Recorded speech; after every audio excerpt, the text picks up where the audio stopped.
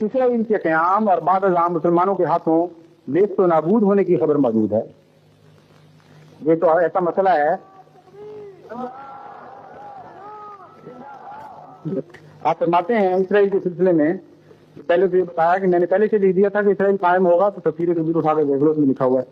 लेकिन फरमाया कि ये नहीं लिखा हुआ है उसमें, तो इसराइल फिर मिलेगा और मुसलमान जवानों के हाथों मिटेगा।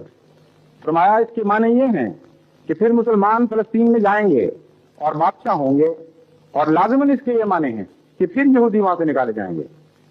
और ये सारा निजाम जिसको यूएनओ की मदद से और अमेरिका की मदद से कायम किया जा रहा है, अल्लाह ताला मुसलमानों को तौफीक देगा कि वो इसकी ईंट से ईंट बजा दें।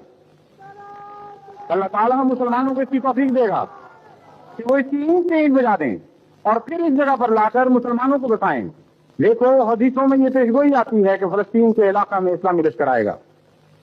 तो फरमाया तो खुदा ताला के इबादी सालिहून मोहम्मद रसूलुल्लाह सल्लल्लाहु अलैहि वसल्लम की उम्मत के लोग लाज़िमन इस मुल्क में जाएंगे। ना अमेरिका के एटम बम कुछ कर सकते हैं, ना एटम बम कुछ कर सकते हैं।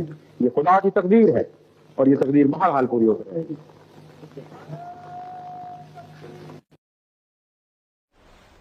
अब एक पेशगोई है बनी इसराइल से मुतल्लिक, वक़ुलना मिन बादिही लिबनी